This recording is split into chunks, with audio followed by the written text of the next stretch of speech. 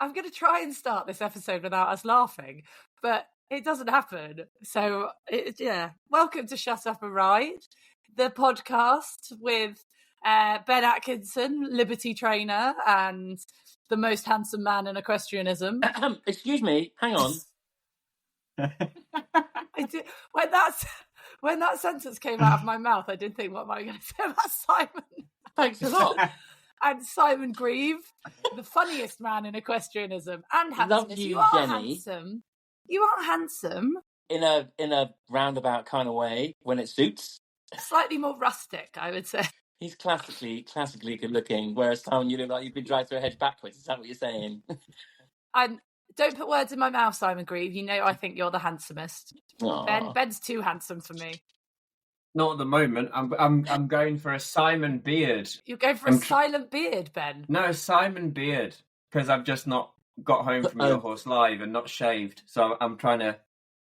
Yeah, this is about as much beard as I ever grown. Yes, how was Your Horse Live, Ben? Because it looked like you were so busy. Like you had. Can we not talk over the fact that he thinks that's a beard?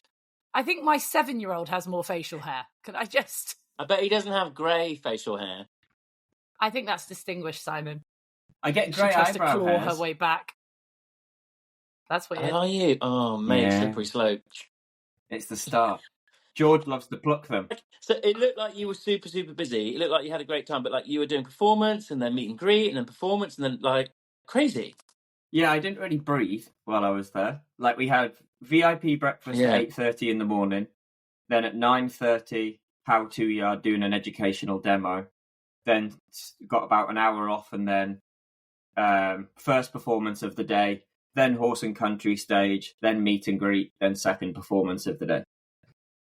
So pretty full on. But then I like to be busy. Do you know, if I'm going to be at an event, one thing that drives me mad sometimes, like if I'm at somewhere like Hoy's, is that I might have 1 10-minute performance a day. And then for the rest of the day, like obviously it's lovely you enjoy the show, but then you can feel a little bit like, I could be working. And so I like that we're busy. A little bit.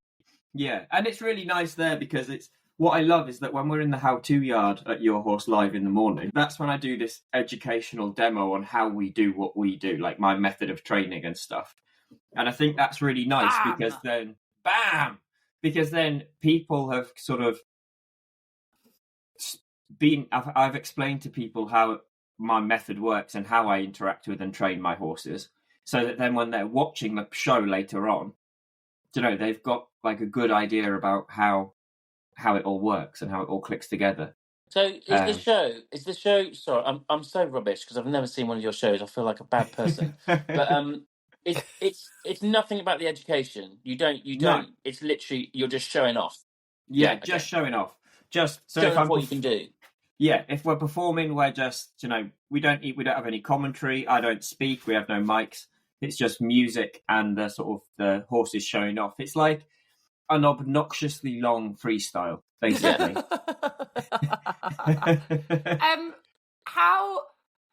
I think you need to, obviously you've told us, or you're yet to prove it, that you are a musical theatre by heritage and that you can sing. I feel like this is something that's missing from your show, Ben, wearing a microphone and singing whilst doing Roman riding. No one's doing that. Come on, raise your game. What's going on? What would your singing be? What would you sing? I dreamed a dream of time gone by. Did you guys not see in Facebook in America? I didn't know they were videoing me, and they were like, "Oh Ben, we need to do a sound check. Like, put this head mic on and sing, so we can see if the mic's working." And so there is actually, if you scroll back on my Facebook, there is a video of me singing various musical theatre and Disney songs. Try to see that. Yeah, that sounds cool. Right, I'm on it now. Keep him talking, Simon. I'm finding. Is this on your Facebook page or someone else's Facebook page? It'll be on mine. It'll be mine. Probably about a month ago. But come on, give us a few notes. Absolutely not. She did this to me the other day. She listened to me the other day. She said, "Oh, sing now." I'm like, I'm not just going to do it on demand. You two are rubbish. Yeah, well, I need to be properly warmed up. This podcast needs more listeners. Come on. I need to get in the zone. So would you say that Your Horse Live would be like your busiest show? Either Your Horse Live or Horsemanship Showcase that I have at the end of the month. So Horsemanship Showcase is a bit like Your Horse Live, but all for liberty and natural horsemanship stuff. So, and that event has 3 different arenas, and I perform in every arena at least once a day, like do demos and stuff. Oh, wait there, I think I might have found it. That's 3 performances. That's 3 performances every day without fail. Yeah.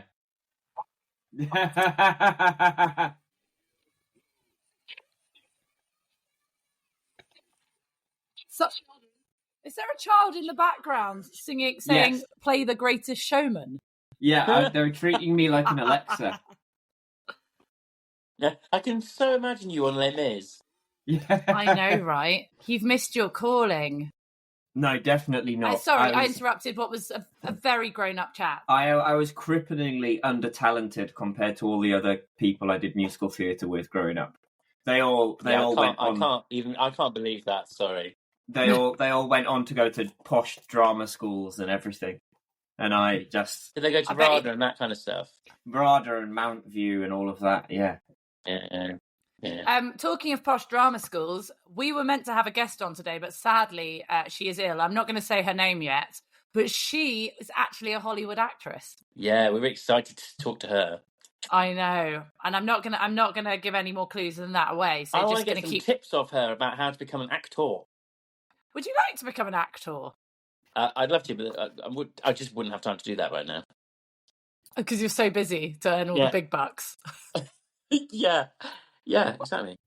That's the fastest I've ever seen anybody have a dream and then discard it instantly. Like, I would love to be an actor. What? No, I'm far too busy. Just like a little 5-second vacation of the mind.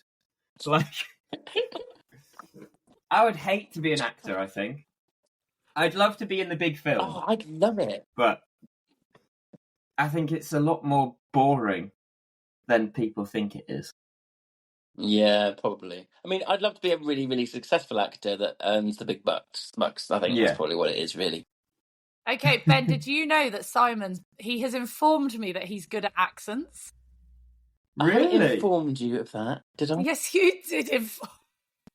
No, I asked you whether you do accents, and you said no. Which was a loaded question for me to then go, why? Can you do accents, Simon? Which she ignored. Yes, I did. I didn't hear him ask me that, and I listened back to the edit and went, "Oh, Simon asked me a question." I just totally spoke over him because it's all about me. Hurrah! Can we do accents on a podcast without getting cancelled? I don't think so. Oh, I was going to say something really inappropriate. I think we can. Of course you can. Rory Bremner's made a living out of it. That's the only person I can think who does accents right now. Okay. Well, I mean, but to be fair, I did just see something on Facebook about Little Britain. Why? Well, that's not streamed anywhere now, is it? It was wholly inappropriate. Yeah, it was really. Right, Simon, you can't now leave us hanging. Your Irish accent, which I got a glimpse of. No, before... Irish I'm not very good at. Okay, what are you good at? You put me on the spot now. Come on, monkey, dance. I'll just throw it. I'll throw it in. I'll throw it in at some point in this podcast. There you go. We'll do it like that. But do you have like a go-to? Because for me, because I lived in Ireland, my Irish accent would be the only one I feel like I can do. Your Irish accent's really good, isn't it? Well, I need a bit of practice. But the moment I'm around an Irish person, then it will definitely come out. But it's the only one I can do that sounds remotely like the country it's meant to be. Everything else, I just like... If I do American, I sound Indian. If I do Scottish... Basically, I'm insulting the whole of my husband's family. Yeah, when I do my Scottish accent, all my Scottish friends say it sounds terrible, but all my kind of English friends think it sounds quite good. Go on then, give us your Scottish accent.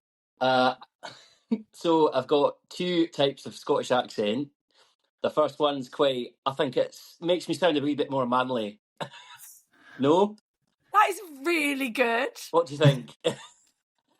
Or I could sound a wee bit more like Mrs. Doubtfire. I could try that. Oh my God! That's a wee bit more like that. No. I'll just stick with this one. The only thing I know how to say in a Scottish accent is "got murdered by a curly whirly." That's from Taggart. Yeah. That's That's been a really good. There's been a murder, Jim. Whenever we're short of a guest, we'll just get Simon on with his Scottish accent and pretend he's someone else, and we'll be fine. Or we could have, or I could try my French. Just ask me a question. Now I can't think of a question. Like, that's ridiculous. My job, I make a living out of asking questions. But I can't think of a question. Okay, Simon, tell us about Peter, your puppy that's for sale. Peter is my favorite puppy, and I really like him. He's very funny, and he's like a little ball of fluff. And is it wrong that I find the way you say puppy in a French accent surprisingly sexy? A little puppy. They are so naughty and a little bit like myself, a bit naughty and really fun. He sounds like my friend Greg. Yeah. What God. nationality is he? Well, he's from Belgium, but he speaks French. He's actually Welsh. He's actually Welsh, yeah. Yeah, Simon's accent is terrible. But yes, no, I love the French accent. I went to I was at Burley one year and I was grooming for somebody, and I went to over to the Americans, and there was a friend of mine was grooming for somebody else, and I spoke to her in my French accent, and then one of the other grooms, when I actually started speaking like in my English accent, she was like, "Oh my God, I actually thought you were French." I was like, Nah. Sorry, that's a bit of a rubbish story. A little bit similar to that. Sometimes I will reveal a bit of a secret, because most of the people who do what we do, especially like with the Liberty and stuff at the level that we do, are from Europe and are like, people from abroad in England. And so sometimes we'll be leaving shows, and if I'm really tired and I don't want to speak to people will, the first thing they'll ask is, "Excuse me, do you speak English?" And then if we want to keep moving, then we'll just be like, "Quoi? And then keep it moving." Yeah. Which is, you'd be astonished at how many people come up to us and are like, are you English? Do you speak English? I'm like, from Yorkshire. You're like, no. No, not at all. Yeah, I speak Yorkshire. Love it. So this is a question for you both, really. You do the old meet and greets, especially you, Ben. If people queue around the block to see if you're wearing your top off or not. Complaint. All right, I've got my thing that annoys me this week. Right. Oh, okay. We'll run with that then. When I was doing the meet and greets at Your Horse Live, right? Yeah. This Esme got security. Meg was there. Meg got security. Harlow got security. My line of people, just as long as theirs, no security. I was like, Your Horse Live, why don't I get security? And they were like, "Oh, no, sorry, Ben, only the influencers get security." I was like, "Well, thank you very much. I'll be fine." So doesn't really annoy me, but that just really amused me. I was like, what a weird world. I was like, so it's not the amount of people. I just assumed the security were there for traffic control. And then I was like, no, it's not at all. Yeah. I wonder if that must be like a contract thing.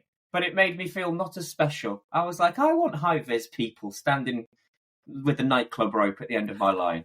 Well, Ben, you just have to realise that if Jenny or I were doing a meet and greet, there would not be anybody but me. I mean, you might come along just like to be nice, but other than that, no one else is going to come and meet and greet us, are they? And maybe Jenny, actually. Jen, you're a bit more famous, Jenny. Well, no, with my history as being a door supervisor, I'm more likely to be the person wearing the high vis than sat there having people with a queue. So I'm all right with that. Right, so with the meet and greet, and there's a whole thing I want to unpack about influencers, but I'll probably get in trouble and no one will ever listen to this ever again, so I'm not going to go there. So with the meet and greet, right, I have had quite a few people in my time, especially when we had the show on Sky and stuff like that, only at horse events, never out of context, unless I was in Ireland, then everyone used to come up to me. But people ask for a selfie these days, but back in the day it was autographs, wasn't it? People want a selfie. Do you still do the autograph? Because I've always found when people have asked for an autograph, what the fuck do you write? Because I'm like, you're not meant to do your actual signature because otherwise people can forge it and rob you. So that's a thing. But I always think just writing your name seems a bit weird. Like, why does anyone just want my name? So I think like you should write them a note. But then what do you say? Like, heels down and kick on? Like, I just never know. I always find that bit really awkward. But I've never had to do it a million people. So what is your go-to if someone wants an autograph? I just write my name. I just write B. Atkinson. But I have a way of writing it so that I can do it, like, quickly, which makes the whole process sound a lot more... Name. Jenny really wants to have some sort of controversy here. She wants you to say, oh, yeah, I write something like, your mum's really hot, Ben.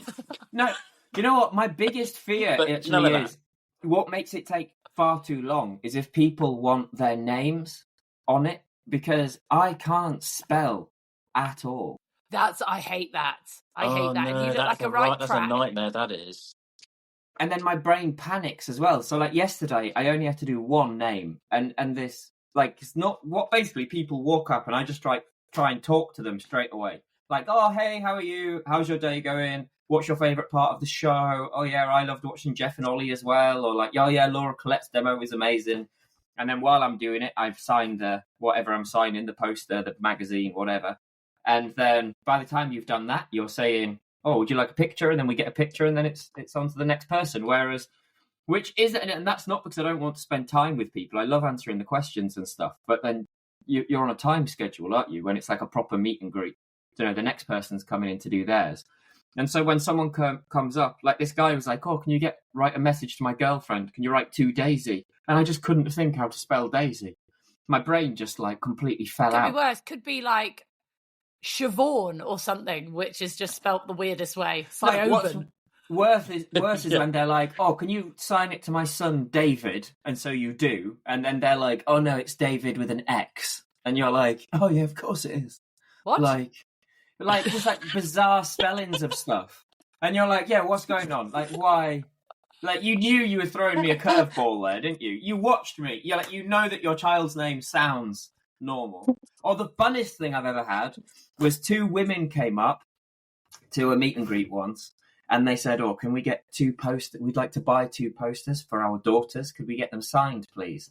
And one of them was like, you know, my daughter's name is Sally. And the other one was like, oh, my daughter's name is Deborah, whatever. And I signed them, did it.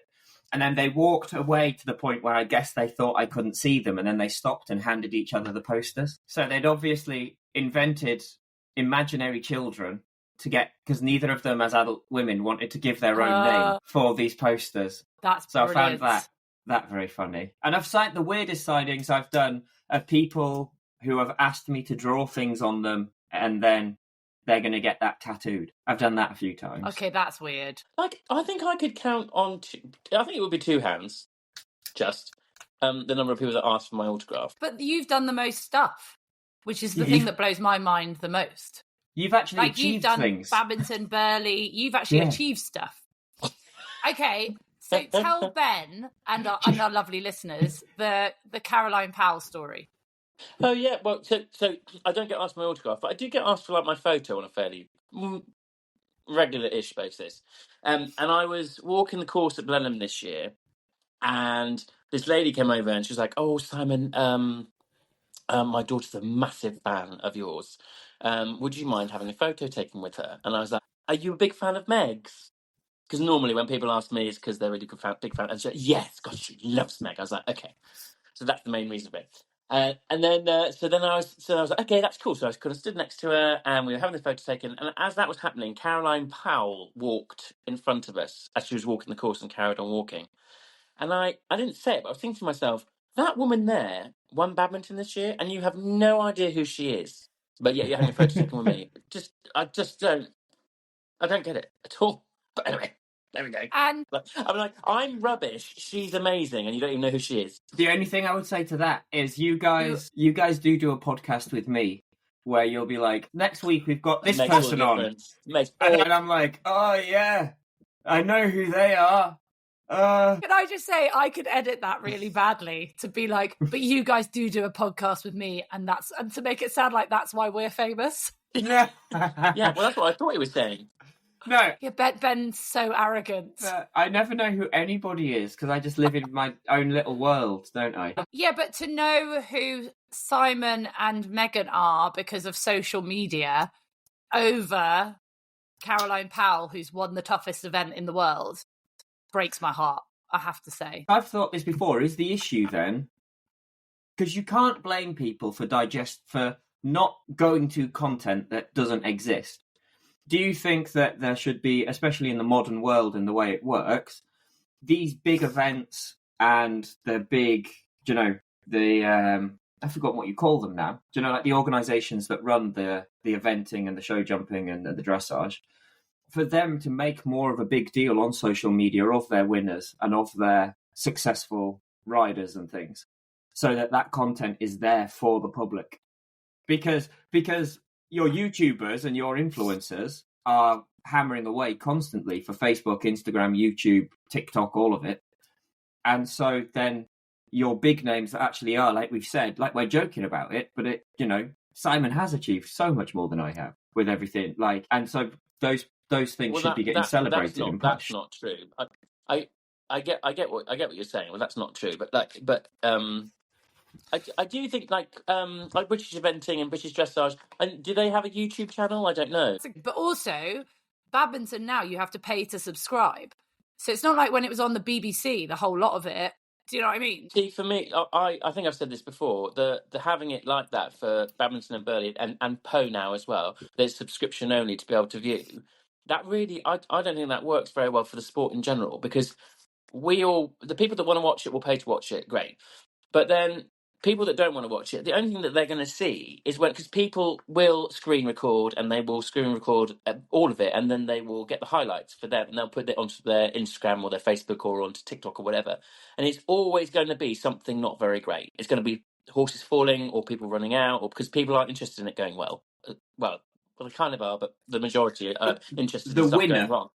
And the car crashes. Exactly. And so like the stuff that's actually coming out on social media is the stuff that's not going very well. And I think that's really bad. I think that's really bad. Because, 95% of it is massively successful and the horses go brilliantly and they look amazing and they're having a great time. But we're only seeing the 5%, which is the stuff that's not going so well. And I think that's really bad. That's my kind of main kind of gripe with having subscription-only viewing of our big events. Whether that's right or wrong, I don't know. But you can see it in the social media as well. I saw a page, I'm not going to say its name, but I saw a page recently talking about a big 3-day event that had gone on in America. And they were trying to make out that the cross-country course was too dangerous because only 30% of the runners completed it. And the way the article read made out like 70% of people had rotational falls because it was so dangerous. But actually, there'd maybe been like one horse had a bit of a tumble, but was fine.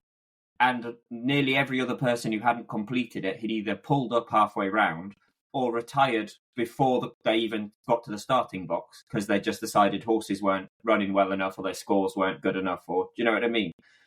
And so, but because that information isn't so easily accessed and so public, then you can kind of take the loose. Because obviously lots of people on social media are just trying to get as much traffic as possible, as we all are. And so they twist those facts to make it sound more dramatic than it is. And like you said, traffic seems to come from the negatives. Like if you put something up, Ben, of you either training or in a performance and it goes a bit wrong and I don't know, you kind of like miss your footing and you fall off as you're galloping along or standing on the bats. That will go viral. People are like, oh my God, isn't that awful? And me, like I put a video of myself on because at Blair I had a fall in the warm up, and I put that video on, and that's the most popular video I think of all of my videos this year. Yeah. And that's not because it was really jolly hockey sticks and good fun. It was because it wasn't very nice. Makes me sad. It's sad. It does make me sad. It just blows my mind a little bit. I think, don't get me wrong, I know that influencers work very hard and then they do a lot of filming and blah, blah, blah. But essentially, what I think gets my goat the most is the word influencer. They are trying to get you to buy stuff that they are promoting so they can make money. So everything is geared towards you being influenced. And I have worked with influencers who I know don't like the products that they are pushing. And I have young children who eventually will probably try and be on these things, which I'll try and avoid for as long as possible. And it breaks my heart that people are being swayed by people who don't believe in a product and are just selling it because they're getting money for it. And there's no also tricky because you also get some that are very genuine and that they do a really a really good job of keeping it so that it's genuine and they do believe in the products that they're using. But then there is that percentage of ones that, like you say, genuinely are like that. So it's a bit of a tricky one, isn't it? It is. I just don't. For me, I don't know. It must be my age, because I watch some of it and I'm like, I don't get it.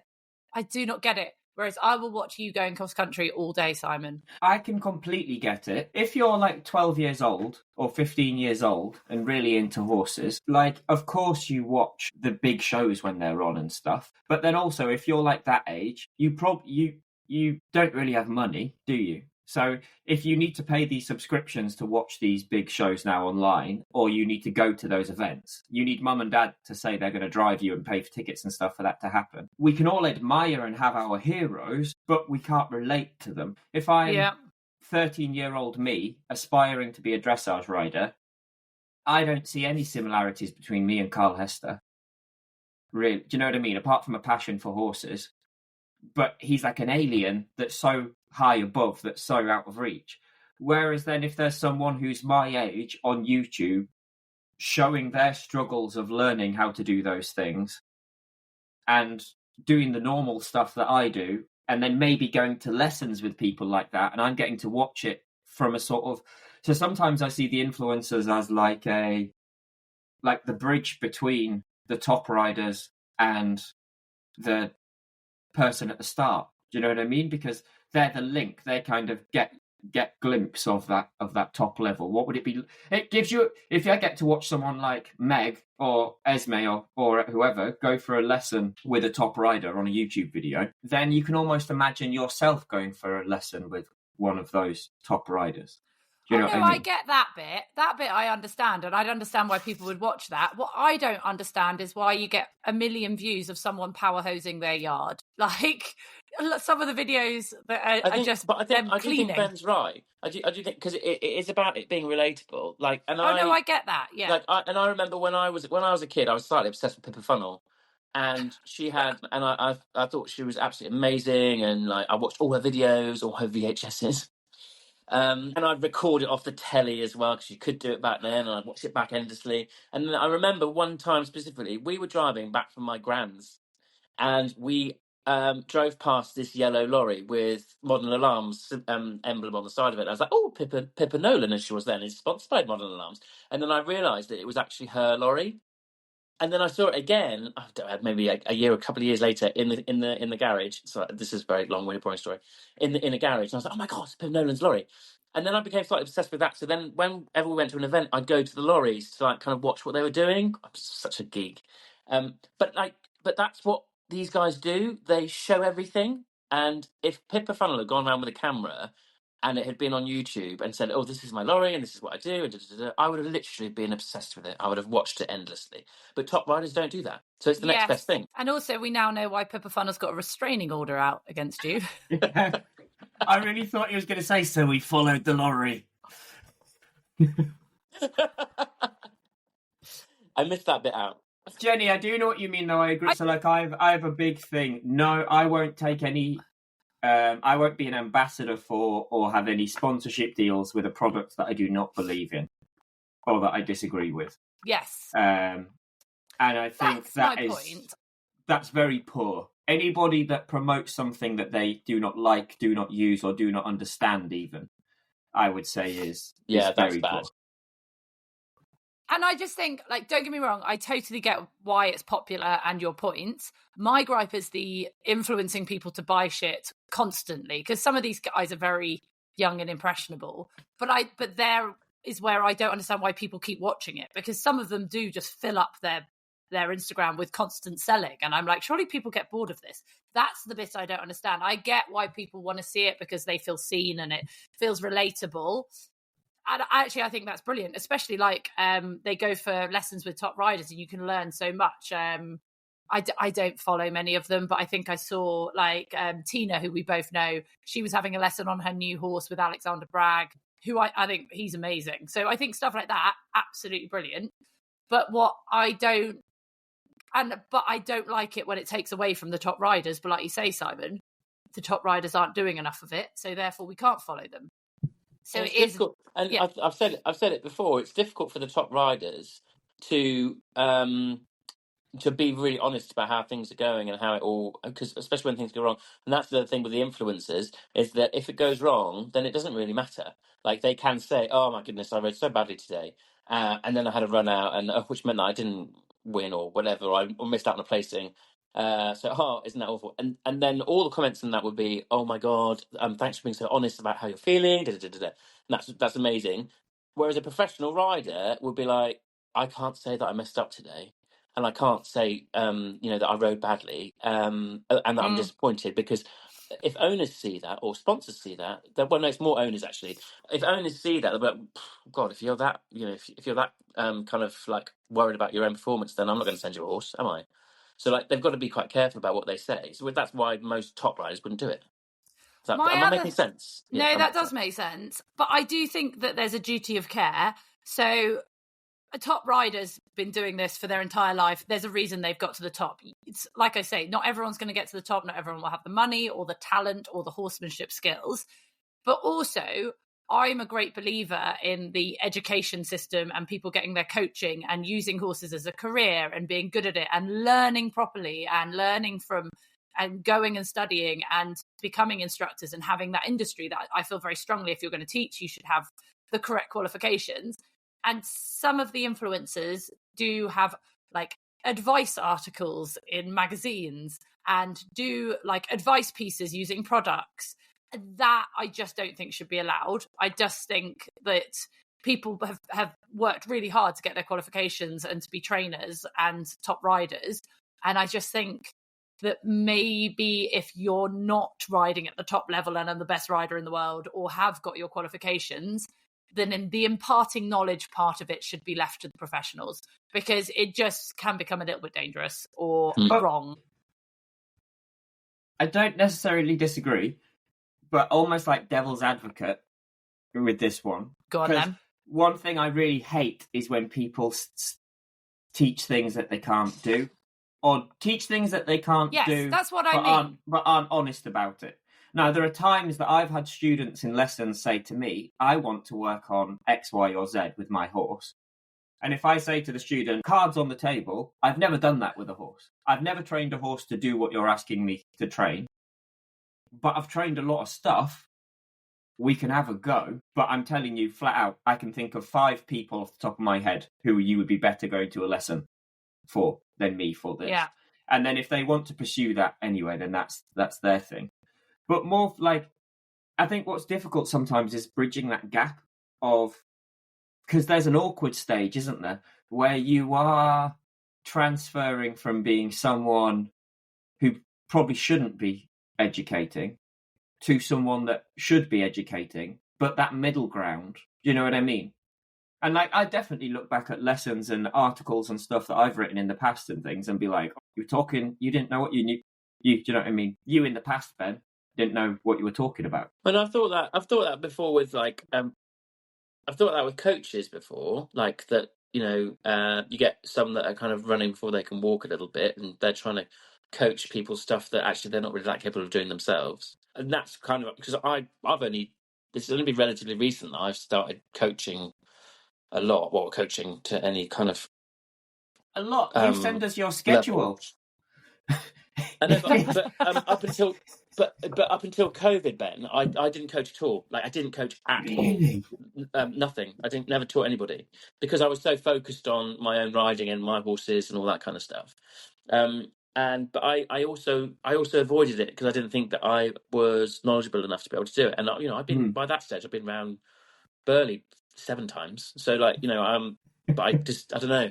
I kind of was like, I don't feel I'm ready to be able to educate somebody else. Which, but then you get the others that are like the opposite end of the scale, and they're like, yeah, no, I'm ready. I can train somebody to go around badminton, and I've not even done a novice. Yeah. But that's my point is you are able to train people because you're like what you've achieved and you've seen it all and done it all.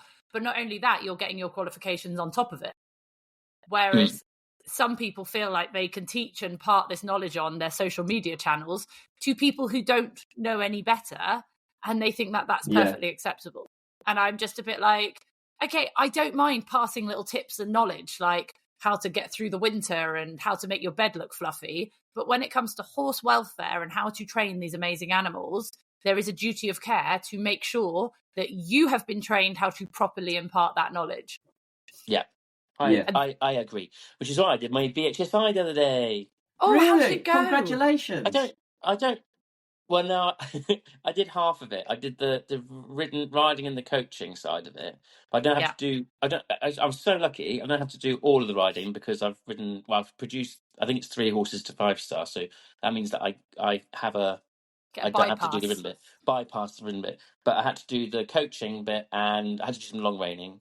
But then that was one day, and then I've got another day. I think it's going to be in January or February where you have to do business and stable management.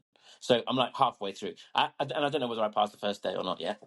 Of course, I'm waiting to hear. How did the long reining go? Because it's one of those things when you're doing the exam, which you know how to long rein, but you've got to hold the ropes in the right way. You can't have them dangling behind. You've got to move the whip over from hands. Like, it's stressful. Yeah, I found that I got my knickers in a right twist about it because I've done quite a lot of it, breaking horses in and stuff, and I've always put long reins on in the stable and then driven them out and then done whatever. Yeah.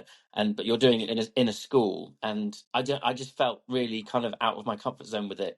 So what's their order? Like, because surely it's safer to put the long reins on in the, because I do the same as you, long reins on in the stable, because my worry would be, what if I get one long rein on and then I'm putting the other one and the horse kicks off and gets away from me in the arena? Yeah. That's my, and that's like, don't get me wrong. I obviously the horse had obviously long rein before and all that kind of stuff, but I just felt very much out of my comfort zone with it because, like I say, I do exactly like you. I would do it in the stable first, and I'll normally drive them back into the stable and take them off in the stable as well. Yeah, and like when I'm driving them down the road, or or wherever, I'll very often have the lunge line just behind me. I don't roll them up. Yeah. They're just dragging along behind. Well, see, I'm not really sure. You've got to have your knitting in place. But with BHS now, they're trying very hard to move away from having BHS being, it's very much the BHS way. They're trying to move away from that. They're trying to make it so if it's safe and there's a good reason for doing it, then it's okay. Oh, that's good. Yeah, and that is something they're trying really hard to promote in the BHS now, which is another reason why they're really trying to push for more people to the BHS side and moving it away from the BHS being really stuck in the mud. Because they've got that reputation, haven't they, for being, it's not very BHS, is it? And you must wear your tweed jacket and your hat and all that kind of stuff. If someone like yourself can go through and get their qualifications to know that you can impart your knowledge in the correct way, and then for me, that's kind of what I'm trying to make as my point. I get why influencers are there. I totally get why people find it relatable. I just think if you want to impart your knowledge to these people who follow you, and let's face it, millions of them do, then get your bloody exams. Or just keep your training tips to yourself and just impart what you do in your life and your day-to-day fun stuff. Because, again, like, it's just, I'm going to shut up there. Also, on another point with influencers, because I'm the one on Instagram and I get quite a lot of shit with, can you get this person on and can you get this person on? The reality, people who are listening to this, is we have to pay an influencer probably to come on this. I'm sure we could get a few of them to do it for free because we know lots of them. But the average influencer, I can get Carl Hester to do our podcast for free, and he has agreed to come on our podcast. And I can get Carl Hester to do filming pretty much for nothing when we are on a tight budget. Same with Laura Collett, same with all these Olympic riders. But if I want an influencer to do something, I have to pay them quite a lot of money because that is their business and that is how they make money. I'm not saying it's like, that is what they do. That is how they make money. And that's what's frustrating is the public don't realize that. They say, why can't you get this person on this show when I'm making a TV show? Because I have to pay them £2,500 a day. And I don't have £2,500 in the budget. I have 300 quid and that's what I can pay Laura Collett because she'll do it for that. That's what people don't see behind the scenes is how much these guys make or how much they command as a fee. And I get why. That's how they make their money. And if I was an influencer, that's how I'd be making my money as well, probably. But But yeah, and I think that's when you're getting kind of people nagging you, I think that's when my blood starts to boil. I'm like, yes, I'd love to have that influencer on because it would be great for our stats and our viewing figures. Can't bloody afford them. I was just thinking about what you were saying there and thinking about the conversation we've sort of been having about this. And you're talking about promoting products that you don't like or that you don't understand or don't believe in and stuff. Especially if you're new to being an influencer or something, or if you've not had a guiding hand. You wouldn't know the right questions to ask. You'd believe people about the products that they're trying to sell you and stuff. Like, because I can think off the top of my head of 2 companies that have come to me with products, and they've given me their marketing spiel. I'm cynical enough that I was like, cool, can you send me any form of scientific paper that proves that the product you're trying to get me to promote does what it does? So like one of them was a CBD product for horses. I won't say any brands. It was a CBD product for horses. And in their marketing spin on the phone, they went, yeah, this is brilliant for helping horses that have chronic conditions that are in pain, such as laminitis. And I said, well, I'm really sorry. I said, my wife's a farrier. I've seen horses that she's dealt with really horrible cases of laminitis. And in that state need bute or like Finidine. If you're going to get me to promote a product and you say that it can do that, then... So I think like that's part of it, because I could have been like, oh, wow, they wouldn't say this to me if it wasn't true. Do you know what I mean? And then they offer you money, so you go for it. And then the other thing that I've had quite funny with product before is a calming product that contacted me. And like they got quite aggressive with me when I said I didn't want to partner with them. And I think if you weren't, I don't know, you could have been bullied into that. This was a hilarious one. They contacted me and said, hi, Ben, we've got this calming product. We want you to promote it. And I just sent them a message back saying, look, I'm really sorry. I said, I just can't. Because I said, the product in question is it either scientifically works, in which case you're encouraging people to dope horses before they work them, which I'm not okay with, or it doesn't work and it's a con. So either way, and they really tried to bully me into being involved with them. And I was like, so I just think there's a lot of nuance involved with it. I don't completely disagree with you, Jenny. I think there's so many, and I think as well, people, if you're our listeners, know that your favourite influencer might not be one that, if we're saying negative things or negative things that have been done, obviously it's not everyone. There's great, in the same way there's great riders and bad riders, there's great influencers and there's pants influencers. Oh, there's so many influencers as well now. I'll have to interview someone on a stage who's got like 150,000 followers, and I'm like, I'm sorry, I have no idea who you are. And like, it does feel like there's loads, like absolutely loads. So yeah, there's obviously different levels. And different levels of them. Like, you look at your social media, Ben, if you didn't know, if you were just to glance on your page, someone would go, oh, he's a social media influencer. They would think that was your primarily... Because I don't do all the life stuff. Do you know what I mean? My videos and pictures are, this is what I trained today. This is the event I'm going to appear at. I'm not very good at that. These are my horses. These are their names. This is what I'm going to feed them. My sponsors would probably like me more. I'm on that because I'm terrible. My social stuff. I'm like, yeah, I use this, and my stories are always like, hi everybody, how are you all doing? Chat. I know. We're all guilty of it in some way, shape or form. I think my latest video is me promoting some Lemure. Oh, here we go. Oh, what's Ben doing? He's wearing his hat. Can I just say, in our defence, and we do love Charles Owen, and we have a lot of chats with them, and they're very funny. But one of the reasons we came on board with Charles Owen is because they genuinely want to make change and improve horse welfare. And that was the main reason we went on board with them, not to try and make you look a prat in a hat. Although the hat did look really good at your horse live. I was pleased with my hat. You look amazing in it. That's what's live. so annoying. It did look really good. Did you get any comments about it? Only good ones, which obviously I thought was going to happen. So I think going forward, the way it's going to work and the way it worked at your horse live, I also found out, wait a minute, I can wear it backwards, like a backwards cap. As I found out the other day. It still fits. Oh my God. What a look. There you go. Oh, wow. Perfect. Wow. For that eyebrow protection. That is a look. They Anyone listening to the podcast, this is Ben wearing a hat backwards. So they... No, so I think the way I'm going to do it in the future is, apart from our special performance, if I'm actually doing a costumed performance, then obviously I'll not wear my hat still.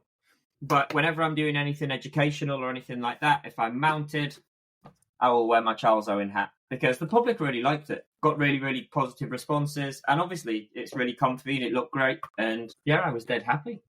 I will tell you a secret. I have to say, okay, go for it. You know this is going out to thousands of people, but go for it. Do you know how I was useless at replying to Charles Owen's messages? Because I am useless. Yes. And then they got someone to drive there to drop it off for me to the event. Yeah. And so I got my hat, and then I was doing my masterclass, my Dodson and Horrell masterclass, and then I got to the point where I was going to mount up, jumped on Malik, started riding round, and then was like, "Oh shit!" Well, I don't think I swore down the mic. I was like, "I've forgotten my hat." 1 second, galloped over to the corner, and then got my hat, and was like, "Guys, the podcast Shut Up and Ride's sponsored by Charles Owen, so I have to wear my hat." So I did maybe ride in it for a lap of the arena before I remembered I was meant to wear it. But I think that will help people remember Charles Owen slightly more. It's more of a memorable event. Or it's not something you're used to doing. So it's like, I know to put my hat on before I get on a horse. It's like a habitual thing, isn't it? It's going to take some while for you to get used to actually putting a hat on to get on a horse. Yeah, I started storing my whips in it on the fence in the demo, so that when I got the stuff that I needed, I couldn't get the stuff I needed to do the riding bridleless without getting my hat. Did you feel safer wearing it? Did you feel any different? No, not really. That's not the right answer, is it? Yeah, I feel totally without a hat. I feel totally naked. So do I. Yeah. These days. If I'm on, what's weird is that if I'm getting on one I don't trust or I don't know, then I won't get on without a hat. I only have to feel nervous and then I want my hat. And that's like, even before we were with Charles Owen, I always felt like that. I think the weirdest thing is, especially for a lot of the stunt riding and things, and this is such a naive answer, so don't anybody take this serious, like, you know what I mean? I'm saying this is crap when I say it. All my injuries that we get when we're standing on them and stuff, the injuries I've always gotten and that my friends have always gotten, it's always ankles, knees, broken legs, because you're coming down from that height. It's not normally a head injury. And I understand that, obviously, you know, I'm sure if I'd had a head injury from that height, I wouldn't be living to tell about it anyway. What's annoying for us is you look cool. You did look cool in it. It's bloody annoying. I can't tell you how nervous it was, because it was my idea as well. I want everyone to know Charles Owen didn't say Ben has to wear a hat in the demo or anything. It was my idea. And then I will admit, guys, that when I was waiting for the hat to arrive, I was like, "Oh, I hope I like it when it arrives after all of this." And I absolutely love it. And I don't like hats, so I'm very pleased. It's proper smart, isn't it? Yeah, it's really cool, nice. isn't it? You look really cool. I love my little hat. It is. It's a good hat. We've had our first complaint, Ben. Yeah. Our first official complaint on Instagram. And it's because, and you've done it again, you weren't wearing a vest top in the last Instagram video that I put on. If you want, you know, a bit of skin. You can see my V tan. Yeah, me too. Yeah. No. Well, it's cold. And what you don't know is when we were filming and we thought you were going to be in it with Gemma Tattersall, Simon wore a vest. Was in a vest top. Yes. I wore a vest. I wanted to, you know, I wanted to be like Ben. Ben is my hero. I want to just like him. Which is absolutely brilliant. It's not warm anymore, so I'm not living in my vests and my shades. It's all big jackets now. Oh, so we've got to wait for this. It's a summer outfit. Yeah. Going on to last week's pod, I've just got to read out this to prove my point slightly from Instagram, from Rebecca Rapetti. She says, "Really enjoyed the latest pod. So good to have the three superstars back together." Why, thank you, Rebecca. I'm definitely going to watch the video on YouTube, which is what we talked about with horses and science of harmony. I'm a veterinary nurse, Andy, and I've only ever been bitten by one dog, and it was a Corgi. Jenny loves her. I love this person who's proving my point. Thank you very much, Rebecca. She didn't love another lady that said, "Can you please make sure that Ben comes back and it's not just you two because he makes podcasts." That I don't think that didn't go down all that well with Jenny, and it definitely didn't with me either. Can we sell That person's merch been blocked. that is just like a t-shirt or a hoodie with a picture of a corgi with one of those, like red circles with a red line through it? Yeah, that's a good idea. This is the thing. I do really like corgis, and the fact that they're biting people, I just think it's quite funny. I just love the fact that so many people send me messages saying how they've been bitten by corgis. I was like, oh God, I've started something here now. Please don't just suddenly all hating on corgis or avoiding them. I'm sure they're not all that bad. See, Jenny, you are an influencer. You have a responsibility now. Oh, that's all it is. I'm just jealous. I just wish I got paid more and people sent me more free shit. That's all it is. Is it, Jenny? People are taking their corgis and leaving them at dog shelters because of you and your views on the podcast. Abandoned because corgis. of your influencing ways. Yeah, in cardboard boxes on the side of the motorway. Oh, shut up, Ben Atkinson. Sing us a song, for God's sake. People in glass houses shouldn't throw stones, Jenny. Well, we'll send you. We need a HR department to take you on a corgi familiarization day. You can go on a how to love corgis course. Do you know what? I bloody love that. I actually should be more like a how to love influencers and people course. That should be more my thing. I should be sent on. Oh, I'm a terrible human. Oh, I'm going to get so much hate for this episode, aren't I? So much hate. Because I'm not very good. I'm not like you guys. I'm not very good at articulating, and I just get myself in shit. Because I feel when I say something, it sounds like I'm like accusing everyone of everything, where I'm not. Just saying the odd person or the odd corgi, but people take it. The odd corgi. They're not all bad. Exactly. Just most of them. Just all of them. And it doesn't help that you two just make it sound worse than it is because you wind me the fuck up. Well, that's where we like Jenny. We like to help you show your true and authentic self to the public on the podcast. Miserable cow that is Jenny. I can't wait till we get you good and drunk at the pub pod, and then we'll get someone. Oh, we need corgi at the pub pod. That's what we need. Oh my God, we have to have a corgi.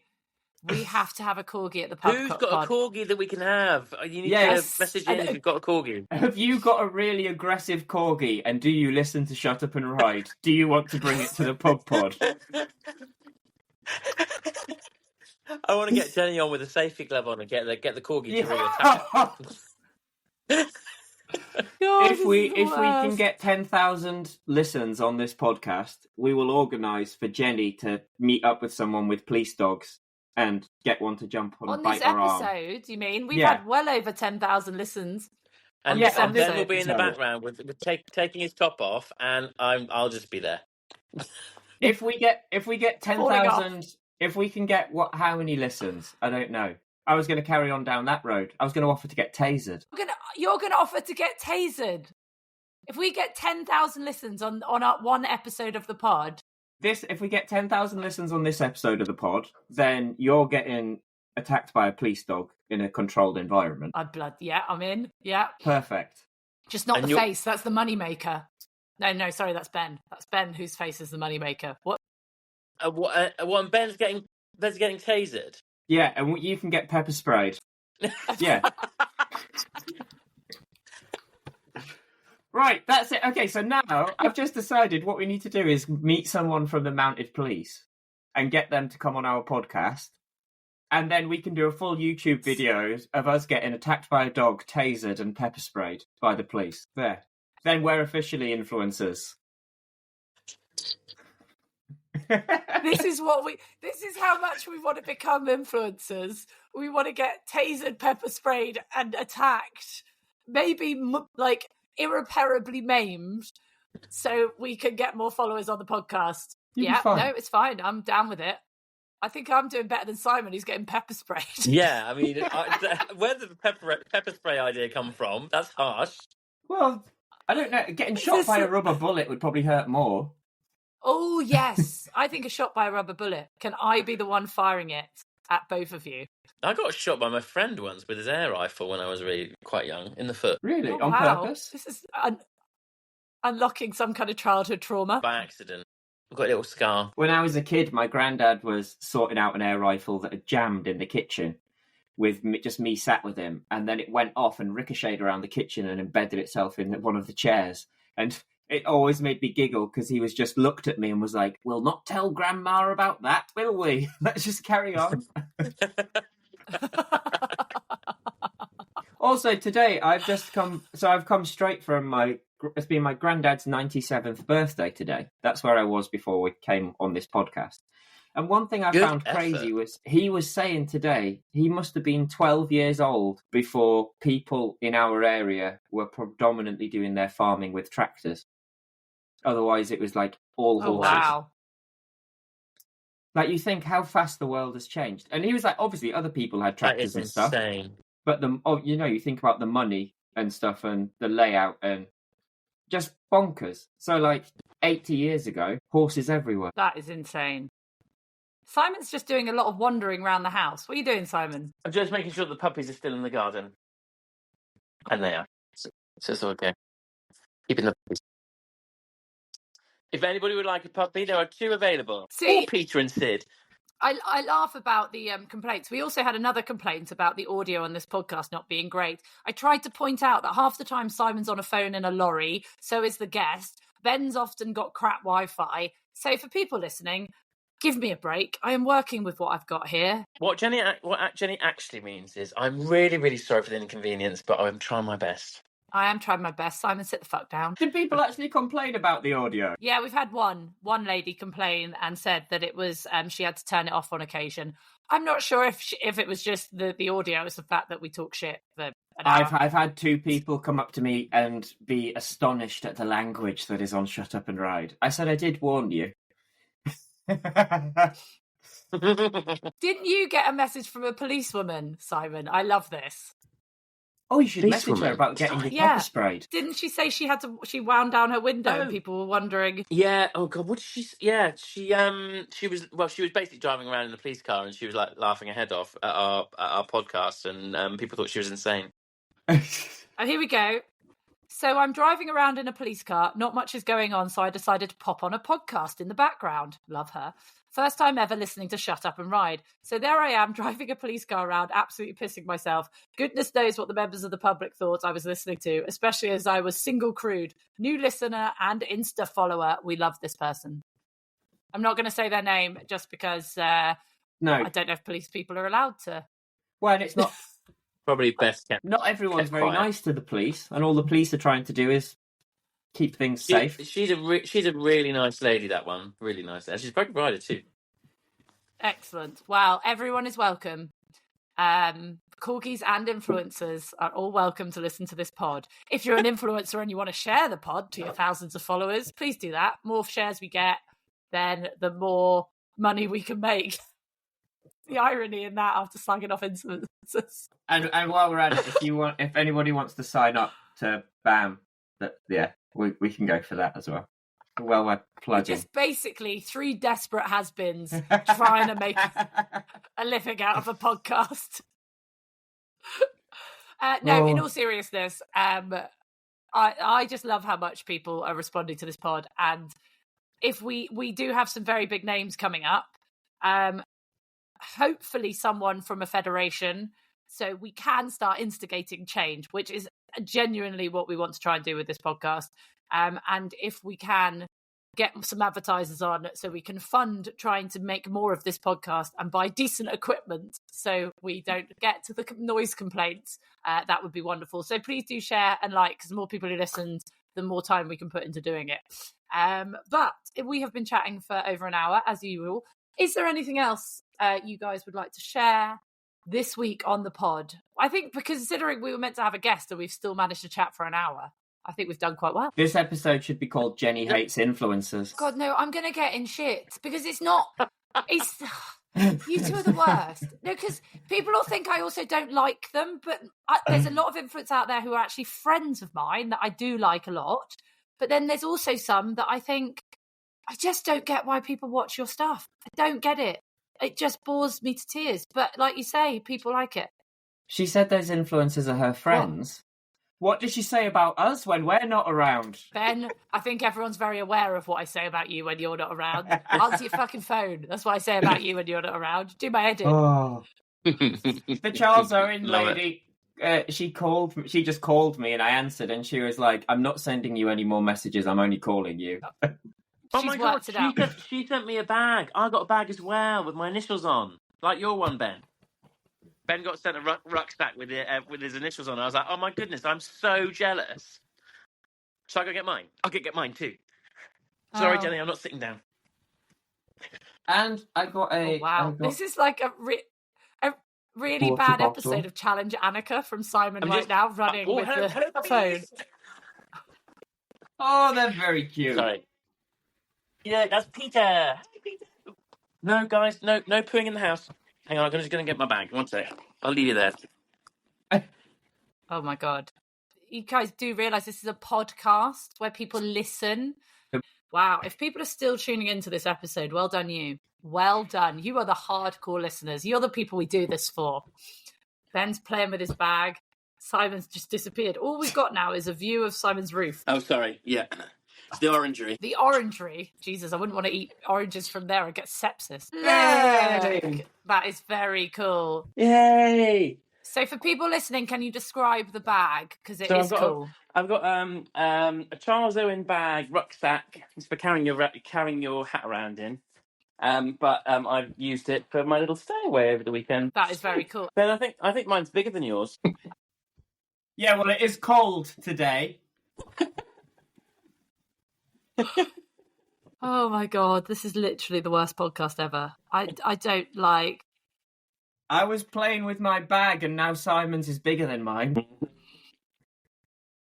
Wow, right. Standard. You two. Give us one final accent then. Come on, Simon, come on, give us one final accent. Oh goodness. Can you do me? No, I can't do you. I fucking hate influencers. And corgis. Oh God, I can't. I need to work up to my American one. My American one's not very good. Oh really? No, it's not very good. I think I'll go for Irish instead. I know.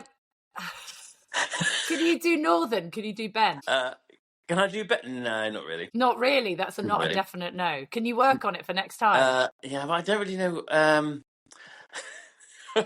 Okay, I'll work on it for next time. I'll get some. I'll prepare myself for next time. The French and the Scottish are like my kind of like standard ones. Okay, right, people. What is exciting is Becky Moody has agreed to be on our podcast, and that's really exciting. If there is an influencer that people would like to have on the Shut Up and Ride podcast, send us an Instagram. Let's see if there's a general consensus of who people would like to hear. Problem is as well, I don't know if we're too rude, because some people's brands are quite clean and wholesome, and would this bring down would we be allowed to swear? I don't think we're too rude, are we? I don't know. Ben's been getting complaints. We could be better if it was. It depends which influencer it is. If you're an influencer whose audience, like even if you're an adult but your audience are mainly children, and then they just YouTube, like Google what you've done, and then come to our podcast and hear them effing and jeffing, it's not a great look. So I get that. I have realised that we have got an influencer lined up for the podcast as well. Who? How can we not say? But she's really, really funny. Right, boys, I love you both. Huh? Ben's been actually really good at replying this week, so he's in my good books again.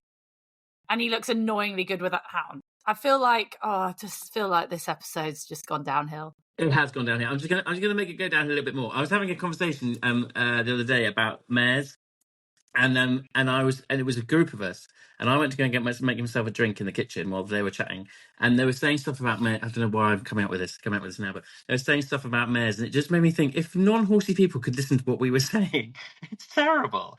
They say things like, they say that she's really easy.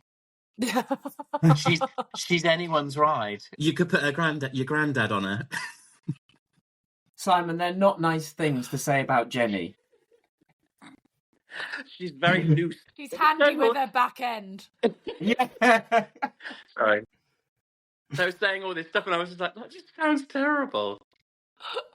You can cut this one out, Jenny. But I was show jumping on Saturday, and this woman she came around the corner, and somebody stepped out to put the fence up in front of her, and she was like, "I'm coming! I'm coming! I'm coming!" So not cutting that out. And I was like, oh my God, that sounds horrendous. And I was like laughing endlessly to myself, and no one else was laughing. And there was a girl and I was like, oh my God, did you not think that was the funniest thing ever? That woman screaming, she's coming, and she's approaching the fence. She's like, I don't know what you mean. Oh my God, that is quite funny, isn't it? I hadn't even thought about that. I was like, yeah, I know, I'm terrible, aren't I? And that, Simon Grieve, is why you're perfect for this podcast. Everyone's watching her in the collecting ring thinking, what saddle is she in? I need whatever brand that is. We threatened to put my friend's mum, when she was single, in Horse and Hound as an advert to try and find her a date, but in the same way as you would put a horse on. So, like, low mileage, well handled, a lovely ride. Ride. Yeah, but for some reason she wasn't up for it. But I think that'd be a great way of doing it, to try and get someone a date, to put them on as a horse advert. What else would you write about them? A bit of an all-rounder.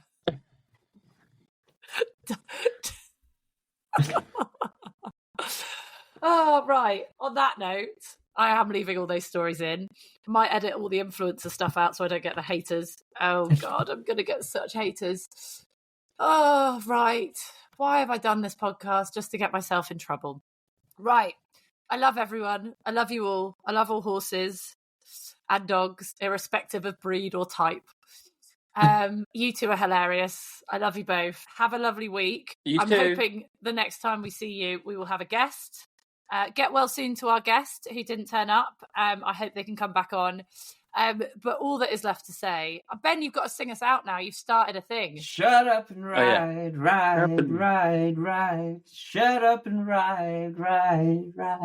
Yeah, there you go. He's a pro, absolute pro. Okay.